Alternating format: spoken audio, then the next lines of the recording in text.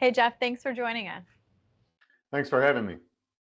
So, you've been covering the Navy a long time, and you've been hearing about issues with shaving for a while. Can you tell us what are you hearing and what is exactly affecting these service members? So, our recent investigative report had to do with black male sailors in the Navy shaving policies, and kind of the formal and informal attitudes towards beards in the Navy, which is across races and demographics. Beards have always been a hot topic. But for years, I've heard anecdotally about the struggles of some black male sailors who have been diagnosed with something called pseudofolliculitis barbae, or razor bumps. To varying degrees, sailors will get really bad, just like fields of razor bumps on their neck. They then try to shave through them. That causes a lot of bleeding and sometimes scarring for some of these men. Uh, and the sailors we spoke to for this article kind of spoke of a shared dilemma. They can either shave through their razor bumps in order to have the kind of clean shaven face that is really prided in America's military, or they can go get a shaving waiver, known on the deck plates as a no shave chit, and grow a beard to alleviate their razor bumps. But according to a lot of the black sailors I spoke to, this is kind of a double-edged sword, because you get some physical relief from the pain, but you end up standing out more. And there's a bit of a side eye that is thrown towards sailors with beards because they look different. What exactly is the solution if a waiver isn't the right answer?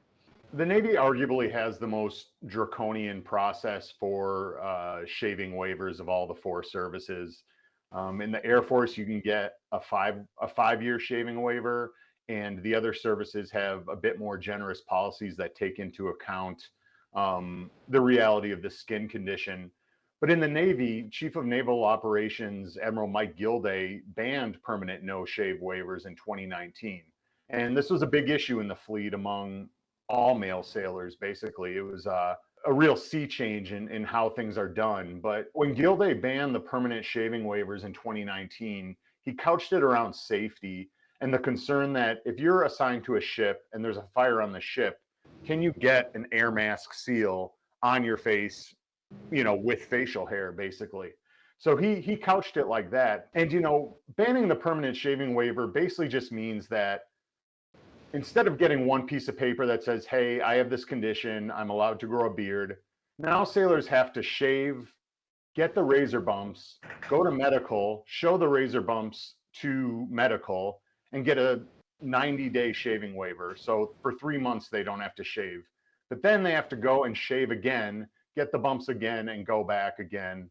And it's just, it's such a kind of bureaucratic pain for them, and one that a lot of them feel is kind of needlessly bureaucratic and insensitive to a condition they have no control over. So, Jeff, I understand that you spoke to a retired Navy leader who endured this during his whole time in the Navy. What did he have to say? Yes, we spoke to retired Fleet Master Chief Raymond Kemp.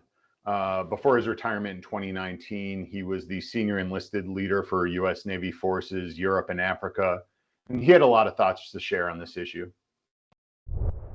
Fleet, thanks for joining us. It's my pleasure. My pleasure to be here.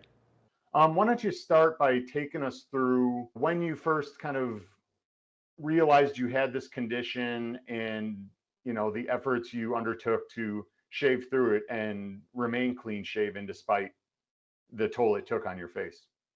Sure. So for me, it started, the discomfort really began when I got to my first ship. When I got to boot camp, I was 17 years old, and my hair really wasn't that coarse on my face. It was literally like peach fuzz.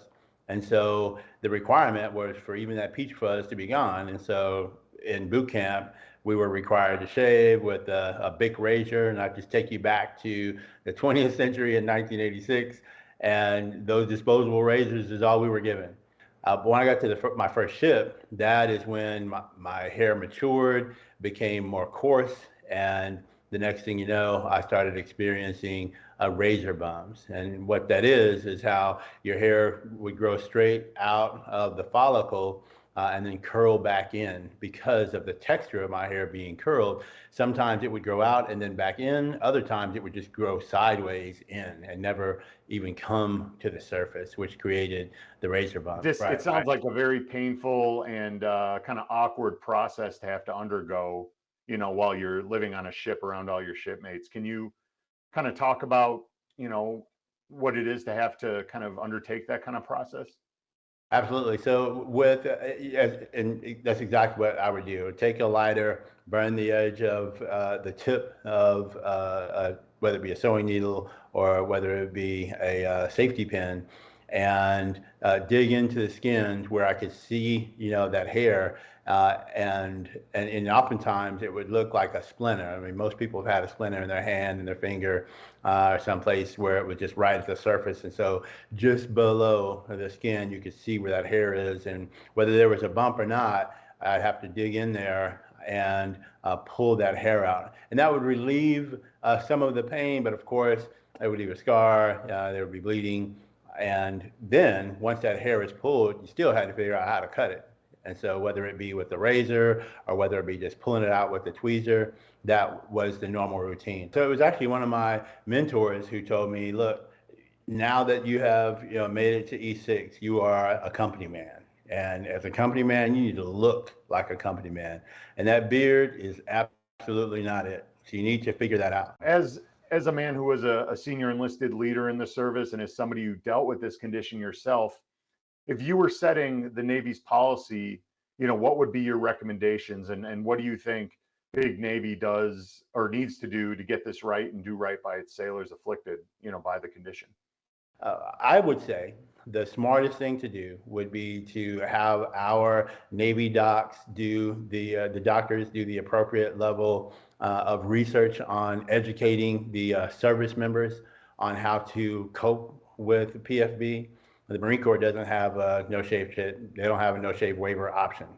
So clearly they've got something going right with all of those Marines that don't have the option to even have a waiver. And so I think there's a measure of research that could be done. And then more than likely, with most research, there's probably an investment that needs to be made. And whether that investment is in some products that they offer to sailors and in the education, because that education is going to have to go beyond just those who are affected. It has to go to the leadership as well, so that those leaders can be more empathetic to those things that they don't understand. As I mentioned, off camera, with regard to a Master Chief who's 30 years retired, said he never understood the no shave policy. I would say that education has to happen. Well, first of all, the investment in understanding and the study of how to better cope with PFB, and then the education to those affected and to the leadership at the same time.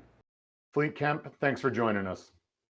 It's been absolutely my pleasure, and I look for any opportunity to where I can be part of the solution. It's a pleasure to be here.